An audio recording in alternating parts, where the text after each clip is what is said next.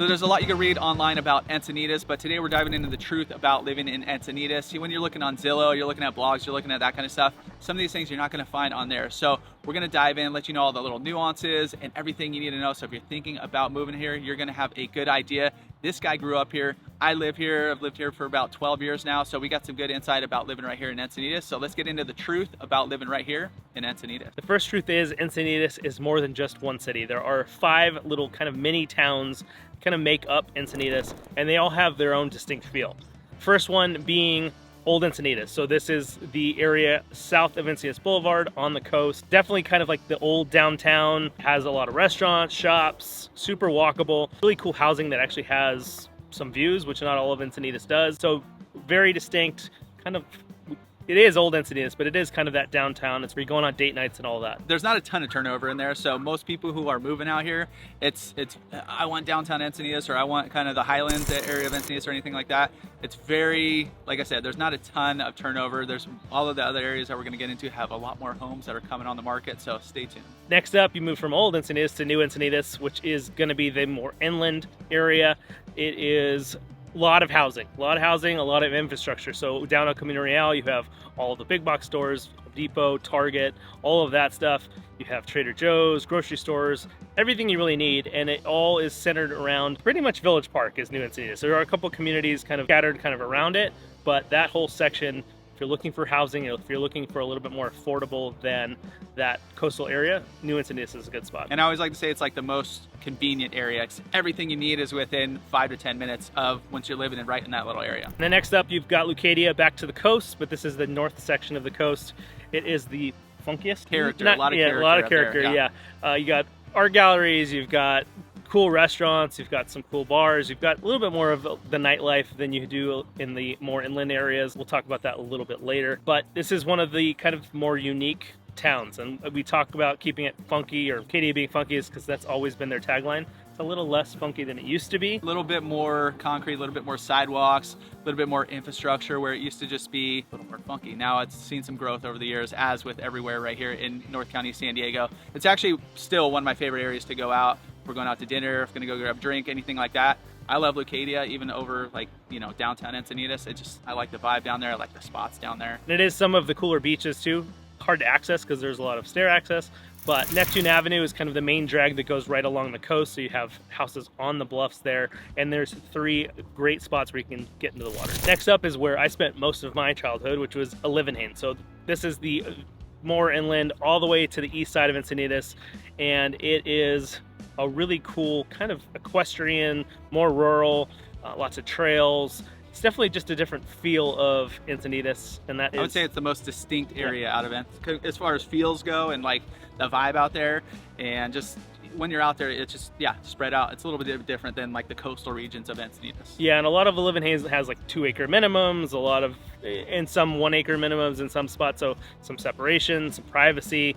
If you're into just having like a resort on your property, you want tennis courts. Yesterday I saw a beach volleyball pit, pools, all of that stuff. Livin has that in Encinitas. And the last one, the 5th district, is actually its own district. So we made videos on that one. We're not going to cover it too much, but Cardiff by the Sea.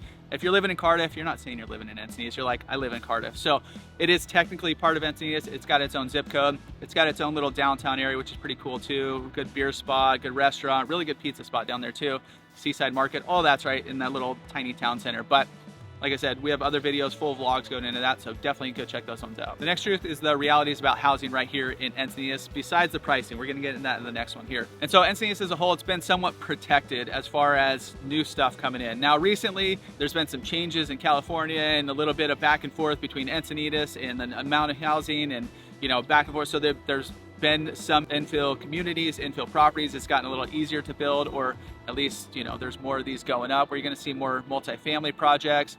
There's a lot of those going up right now, like hundreds and hundreds of units. There's a few smaller like infill master plan communities where you have like Fox Point. There's another one off La Costa. There's another one just kind of in that new Encinitas area. It's not a ton of units, but you are going to see more and more of those pop up. Now there is a little bit of clash going back and forth between Encinitas and California, and they're trying to keep it the way it is, keep it, you know, not too much growth, is the way of Encinitas. But now there's nothing wrong with multifamily. It's just as it comes up, it's a lot more density in those areas. Some of that parking and such, you know, kind of flows out into some of those neighborhoods. So some of those areas you'll see that if you're living multifamily and then, you know, like apartments, and then over here there's like a single family residence.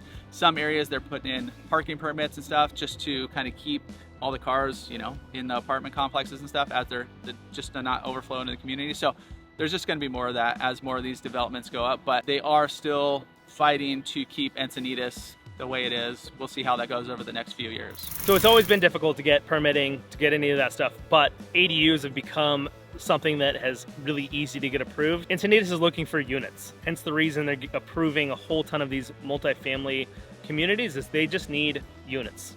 That's all they need. So they made ADUs really easy for people to put on their single family Tell them what an ADU resident. is.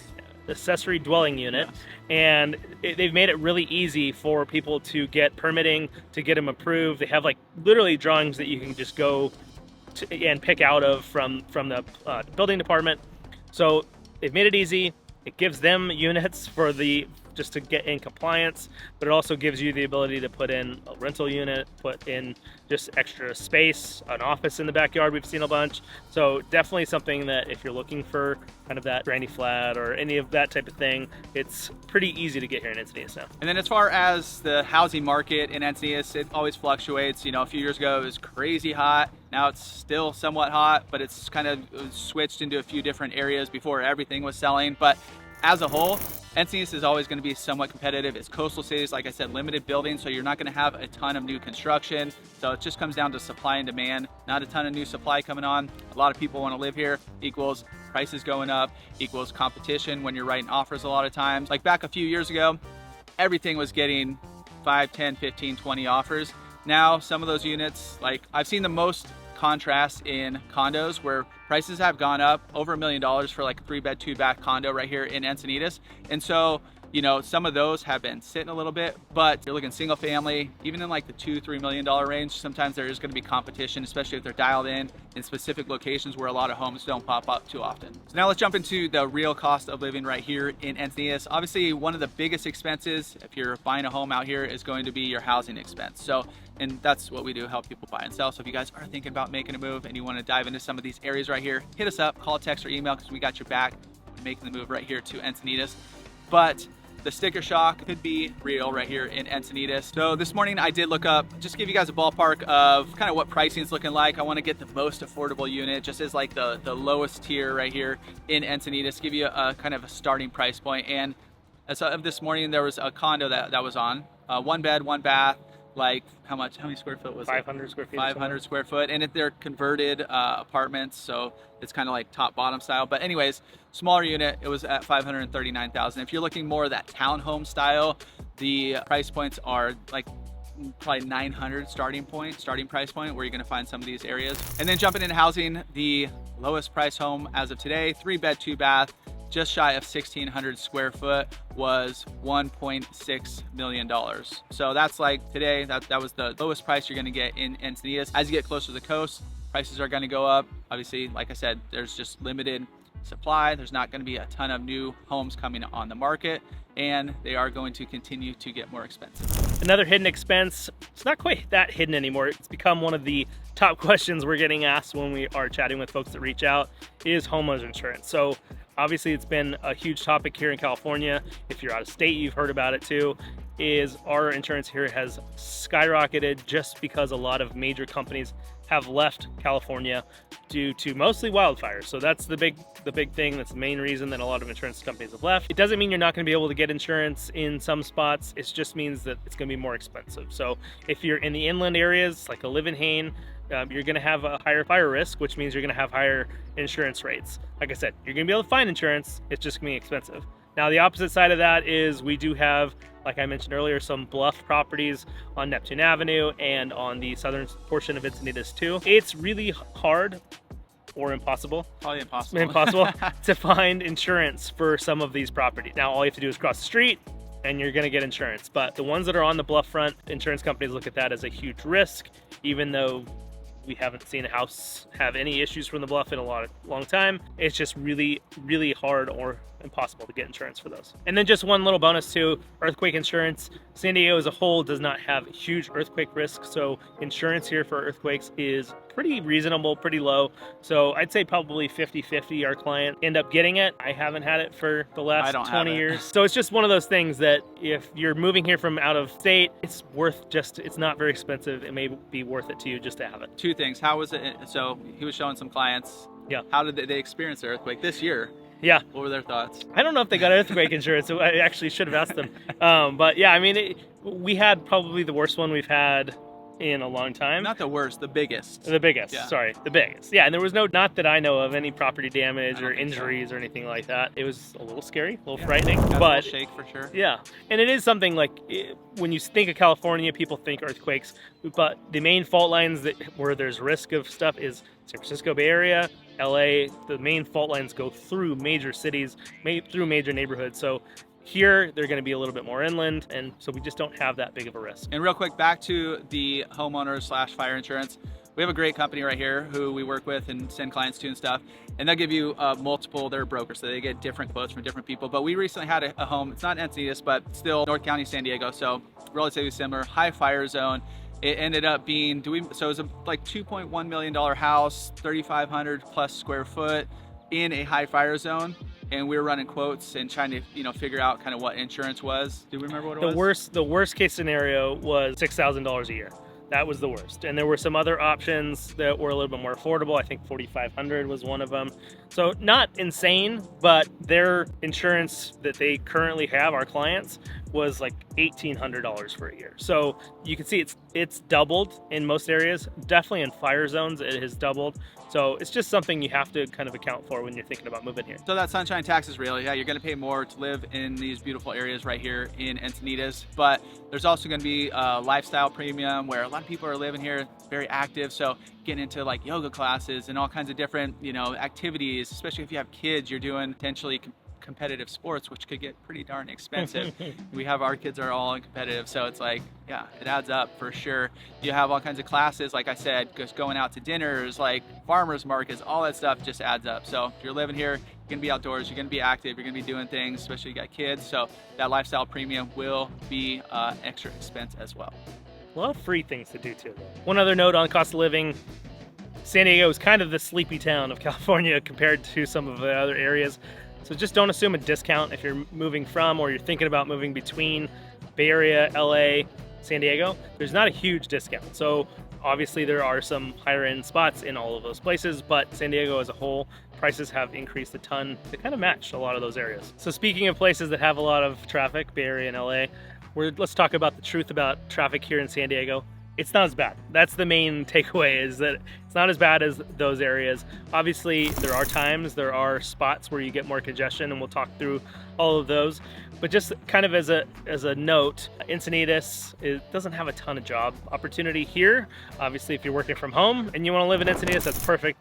But if you are thinking about commuting, or you have a job that's downtown or Kearny Mesa or somewhere that's not here in Encinitas, it's just something you're going to need to think about and kind of talk through the different ways and opportunities to get to where you're working every day. So the main freeway that cuts Encinitas, not quite in half, but quite almost in half, is the 5 freeway. So there are a few different spots to get on. There's Manchester, Santa Fe, there is Lucadia, Encinitas Boulevard. There's a couple of spots to get on. And that's where you're gonna see the real bottleneck. If you're getting on the freeway in the morning, especially Manchester tends to be the worst one. I think, because we're in real estate, so it's like we kind of set our schedules. Changes. Our commute changes. We're not always in that commute time. If we're showing, it's usually not during rush hour in the morning.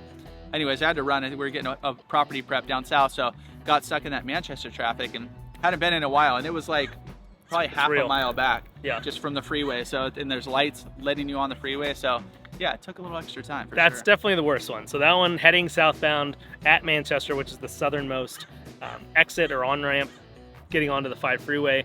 That's the worst one, but you are gonna have traffic at those spots. The side streets run into the freeway. You're gonna have traffic in the mornings. You're gonna have traffic coming home from work. If you have like an off-hour schedule, it really helps. So if you can get into the office at 8 instead of 9, or if you can leave at 3 instead of 5, or whatever it might be, that does help in commutes a lot. So just something to keep in mind.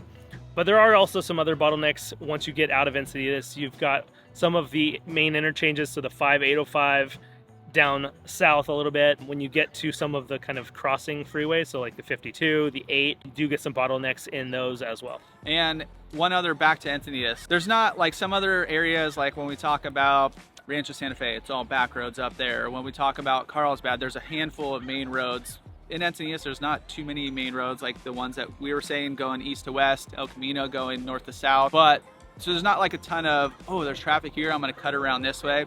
So a lot of times people have to go the same way. Now, we know our ways around, right? So if you guys need the secret ways, hit us up. But especially if you're living out in Livin, Rancho Santa Fe Road cuts through there, and there's a bunch of stop signs. That's where one of the multifamily projects is going back there, so it's gonna add to some of that congestion as well.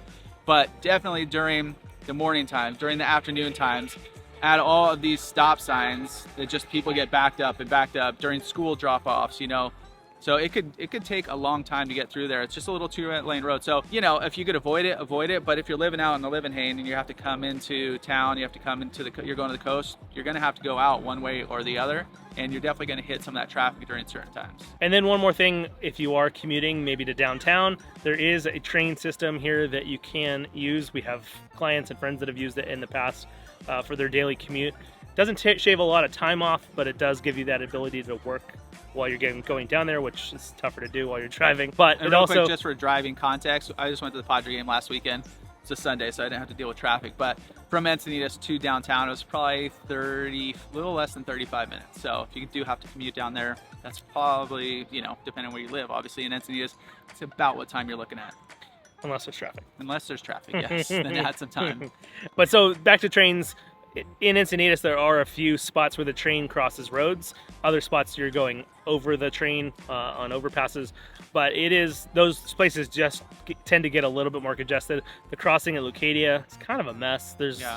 Especially at different times of day, there's some times where it's really hard to get across. And then there's a couple of crossings in Old Encinitas and in Cardiff that just get a little bit backed up.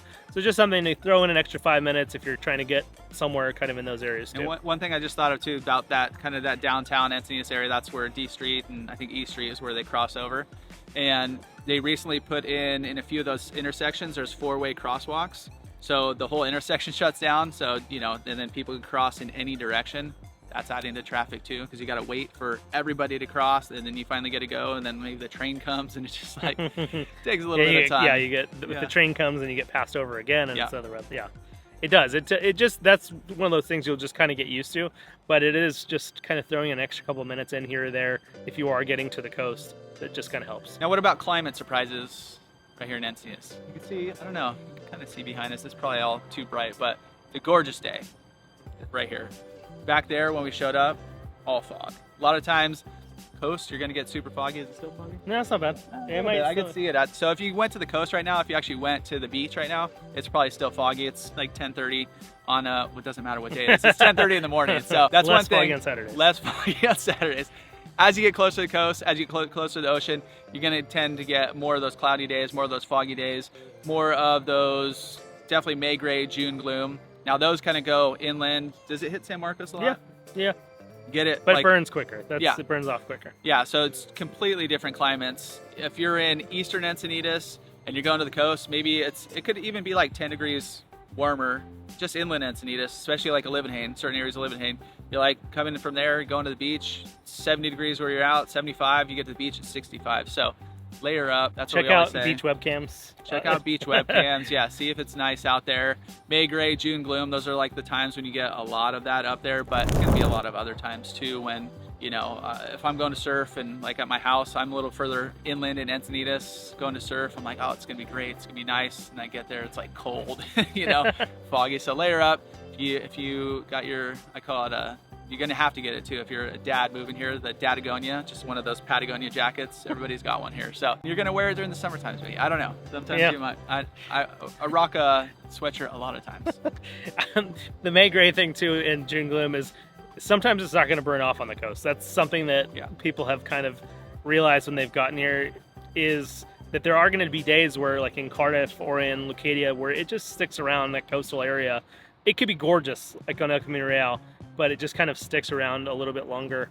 So there are days where it's just gonna be wet. We've camped once in Cardiff where the whole time, like 4 days in a row, it was just gray the whole time. And we'd like drive to Home Depot to get wood or whatever it was, and it's gorgeous and sunny. So yeah, it is just something to keep in mind. Yeah, even on hot summer days too, like let's say you're living a little further in and it's a little warmer, a lot of times during the night it's cooling off. So what we'll do, we'll just pop our windows open, you get some breeze coming through there, cools down. You can get a whole house fan, which will really help to kind of bring in that cold air. So you're not gonna need AC a ton. I mean, it's obviously maybe a handful of times. At my house, I don't have it. It would be nice every now and again, but we survive, it's good. You could just have a little unit if it gets super hot. When our kids are like little babies, we put that in their room, just a mobile unit. So other than that, yeah, you're good to go. And then one other thing about the oceans, as you get to the coast, it's not tropical, the water's cold. You're gonna get some days when it does rain, the beaches aren't gonna necessarily be shut down, but a lot of that runoff comes in the pollution. So, you know, you're supposed to be out of the water for about 72 hours. So, you know, after a big rain, you'll still see surfers and stuff getting out there, but a lot more tendency to get sick, catch something out there. But as a whole, you're gonna get gorgeous days down there. The water is probably the warmest right now. August, September, October. Shoot, I was out there last Friday. It was actually really nice, but it was probably 70 degrees, maybe. Yeah, I still wore a full wetsuit. My buddy went out, he had just a top on with swim trunks on.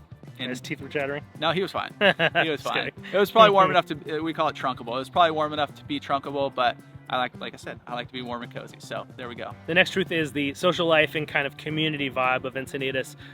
Socially, you will find that a lot of people here are very nice. I mean, that's what we get when people come out here from anywhere in the country, anywhere in the world. Actually, we've had a lot of people come from other countries too. And they just feel that Encinitas has kind of that down-to-earth, just nice vibe. A lot of people holding the door open for you, a lot of thank yous, a lot of good mornings, lot of that. Not a lot of honking in the traffic. Not a lot of honking. Oh yeah, that's right. We've heard from clients from the East Coast that we don't honk enough here, which, you know, I guess is not a horrible thing. So just some of those things, it definitely isn't quite like that island time frame, you know, the island style, but it's kind of somewhere in the middle. It's getting there, yeah. It's kind of getting there. So if you're looking for that kind of laid back, especially from like our neighbors to the north, not that laid back feel. So definitely the vibe here is just going to be a little bit more casual, a little slower lifestyle, which is a big reason that people love living here. So if you're moving out here and you don't have a big friend group yet or any friend group, there are a ton of ways to meet people, and part of us, you know, the community being friendly already helps in that. But if your kids play sports, if you have a group from school, if you're going to the gym, if you're going to kind of any social softball, join our softball team. Yeah, exactly. There's a lot of that stuff that kind of can connect you in little groups. When we had a client move out here recently, he didn't have a big friend group, went on Meetup, found a really cool beach volleyball group. Another way to just kind of jump on Meetup, try to find some groups that kind of meet some of your interests. It's definitely easier here than in some communities just because you can get outside, you can go out and do things all year round, and so kind of getting out there and being social is a pretty easy thing to do. And I think a good resource, which you guys are probably already doing, is Instagram. Just follow local people here. You can follow us, we're always out and about, but follow some other places. I just saw the other day, right in Leucadia actually, there's run club that goes out of there. I forget which day, but you know, they look like a pretty tight community running up and down the coast highway right there. Look pretty fun. So you'll find little things like that as well. If you're surfing, just jump out in the water. You'll probably meet some people. You know, there's gonna be a lot of community vibe, a lot of easy ways to meet some other folk. One of the other social things, nightlife. Not a ton of it here in Encinitas. You've got kind of breweries, you've got some wine bars, you have restaurants. So it's kind of sleepy after maybe say 10 o'clock. There are some little, I don't even know if we call them nightclubs, but there are a couple of little spots here and there. I think somebody would call them nightclubs, yeah. But it's definitely, if you're looking for like that downtown nightlife style, Encinitas is probably not your jam. It's easy enough to get to, obviously. Downtown's only 35 or 40 minutes away. But here in Encinitas, things too tend to get pretty quiet after around 10 o'clock. A lot of our stuff happens during the day. A lot of the events, a lot of the community stuff, where you have Leucadia Art Walk, you have the street fair that happens in Encinitas twice a year. Then you have a holiday parade down there once a year. You have farmers market there's one in Cardiff, there's one in Encinitas, Leucadia, Paul Ecke. We're going to get to that in a minute. That might change here in the near future. But there's a bunch of Oktoberfest, there's that kind of events. There's, what else am I missing here? movies in the park during the summer. Concerts at Moonlight. Yeah, Livin has its own set of other things like Oktoberfest, movies, haunted house always looks really cool over there. And there's also a cool event called Cyclovia downtown Encinitas as well. So they shut down, you can't park there. They shut down Coast Highway from a big stretch like D to J Street or whatever. You could bring the kids down. You could just go down with your bike, cruise around. All the streets are open, and there's no cars, so you're super safe. And they have like little instructional tents and little areas to help out. You can go check out some food down there too. So it's a cool event that they've been having, I don't know, the past 3 or 4 years or so. All right, now let's get into miscellaneous truths. Some things that didn't fit in any of those other categories. First one is going to be schools. If you got kids, schools are going to be super important. One thing about Encinitas schools, a lot of them are older. They've been here for a while, and they definitely need some rehab, a little bit of facelift, a little bit of makeover. But luckily, I think it was last voting, Encinitas decided to pass a bond, Measure Z, that did bring a lot of money to some of these projects that need to be done for schools. So I think it was like $158 million. Over the next 5 years or so, they're going to be doing a lot to these schools. The first one that I know of is Paul Ecke, where I mentioned the farmer's market is. I did look and I saw they didn't have an updated calendar where it's going to be, but I think next year Paul Ecke is basically going to be taken down. They're going to redo the entire school. There's a few other schools in the work where they're redoing playgrounds, they're redoing turf, they're redoing some of the buildings. Some other schools are getting bigger, a few years down the line are getting bigger rehab projects going. So if you're looking and you are going to go to Paul Ecke, just be aware that those kids are going to have, they're splitting up. I think maybe going to Capri, and I don't know, they're going to other schools anyways during that school year that they're going to be shut down. So it's going to be kind of a mess that year, which would be, let's call it 2026. Yeah, I think that's because they're at school this year. 26, 27. Yeah, a lot of revitalization to a lot of these schools. And as far as specific schools, if you guys want a specific school, go on their websites, check out what programs they have. Some people, want specific things. They want that specific area, so they're going to look for those specific schools. So just go on there, figure out what you guys are looking for, and dive in from there. Another thing about schools, there's also private schools throughout San Diego, really good private schools that people are digging. And even people in certain neighborhoods where schools are walkable that I know of, they could walk straight to school. They're going to private schools because they like the programs better, they like the curriculum better, however it is. But small classes, small class, that's actually probably one of the biggest ones, is the smaller classes that those do have. So anyways, there's a ton of different options if you don't want to go to the public schools right here. So we did mention the train earlier, but as a whole, public transportation is limited in Encinitas. So we are seeing a huge uptick of e-bikers, a lot of actually just cycling in general, biking to work, biking to school, all of that. Encinitas has put in a lot of money and time into making new bike lanes, making lanes either split with like dividers, painting them neon green so you can't miss them. So there is a big uptick in biking, and they're making it a little bit easier and safer to get around as well. Another thing here in Encinitas, as with San Diego as a whole, is the some environmental stuff you got to be aware of. One being limited water. So we haven't had a huge drought for a while, but it's probably coming. Probably is coming, yeah, since we haven't had it in a few years. But back when we had a really bad drought, there was water restrictions. There was a lot of incentives for putting in like artificial turf or drought tolerant planting, and that's what you'll see a lot of around town. So you'll have like this big huge front yard, and it's all like succulents and like rockscape, and it looks really cool, but it does take away a lot of that front yard. So you will see a lot of that drought tolerant stuff. The coast, like we mentioned, coastal erosion, and the coast with some of the beach access down there. It's not the best here in Encinitas, where you have bluffs lining a lot of those beaches, so there's only a few ways to get down. Moonlight's the main beach, that's the easiest beach, but north and south of there, it's going to be a little more difficult to get down. So you're going to find some awesome spots that are down there if you want to cruise down there, but if you're bringing the family down, there's just other better areas besides those bluffs. Yeah, if you've got like 4 wagons. Yeah. You're going to want to find a different spot. Yeah, and there's plenty of other of those spots as well. And with the new law passed here in California, you are, in Encinitas as well, you are required, there's new, not new trash bins, but there's new rules that you have to follow in your green trash bin. So we have 3 trash bins. We have trash. What one's that? Gray. We have recycling, blue. And then we have a green one where you throw all your yard waste, but now they passed something where you're supposed to throw all your food waste in there too. So, scraps, compost, all that stuff. There's a whole list of stuff that you can toss in there, but it is technically required. I don't know how much they're policing it, but it is technically required that you got to throw all your compost in there. They're trying to cut down. There was a study that a huge percentage of what's going to landfills is just old food and stuff that can't be composted, so they're trying to cut down on that. Right here in Encinitas, we have the sheriff's office, so we don't have Encinitas Police, we have San Diego Sheriffs. They have a post in Encinitas as well, so you'll see sheriff cars cruising around town.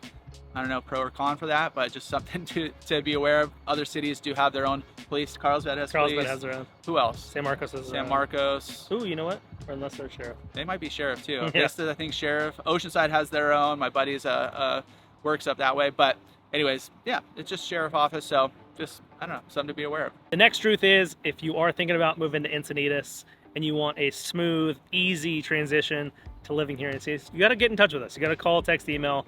We've got your back when moving here to Encinitas, and it's really easy to get in touch with us. Jump on a Zoom call. We'll talk you through any and all neighborhoods you want to look at and get you dialed in, so it's easy to get out here to Encinitas.